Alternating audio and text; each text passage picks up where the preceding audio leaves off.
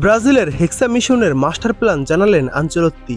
দেখুন, ফুটবল ইতিহাসে সবচেয়ে সফল দল ব্রাজিল ২০০২ সালে সবশেষ পঞ্চমবারের মতো বিশ্বকাপ জয়ের পর সাফল্য যেন ধরা দিছে না সেলেসাওদের কাছে।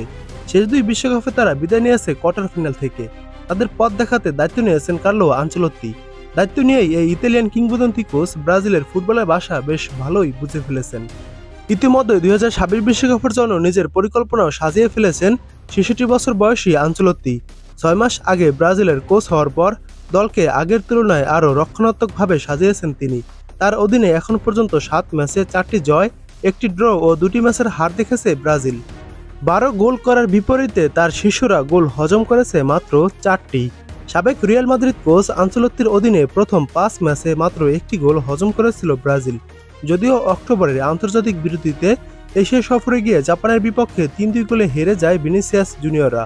শনিবার ১৫ নভেম্বর লন্ডনের এমিরেটস স্টেডিয়ামে আফ্রিকার দেশ সেনেগালকে ২-০ গোলে হারিয়ে অবশ্য ঘুরে দাঁড়িয়েছে এই দলটি। এই ম্যাচের পর সংবাদ সম্মেলনে ব্রাজিলের হেক্সা মিশনের মাস্টার প্ল্যান নিয়ে কথা বলেছেন ৬৬ বছর বয়সী আনচেলত্তি।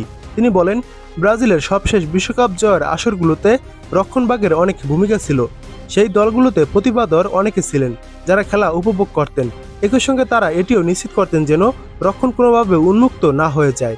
উদাহরণ হিসাবে ১৯৯৪ বিশ্বকাপের ঘটনা টেনে এনেছেন তিনি। ১৯৯৪ বিশ্বকাপের কথা আমার মনে আছে।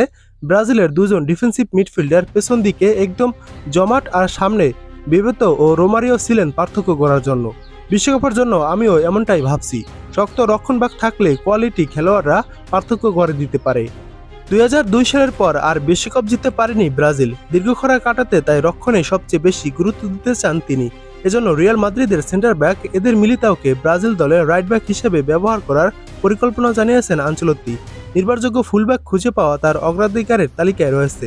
আনচেলত্তির ভাষ্য, মিলিতাওর খেলাধুলার ধরন ভিন্ন এবং তাকে বিশেষ ভূমিকা দেওয়া হবে রক্ষণ শক্ত করতে। জাপানের বিপক্ষে ৩ গোল হজম করে দল কোথায় ভুল করেছে সেটাও বুঝতে পেরেছে। এখন সেই জায়গাগুলোতে উন্নতি করাই ব্রাজিলের লক্ষ্য। আগামী ১৮ নভেম্বর তিউনিসের বিপক্ষে ম্যাচ দিয়ে বছর শেষ করবে সেলেসাওরা।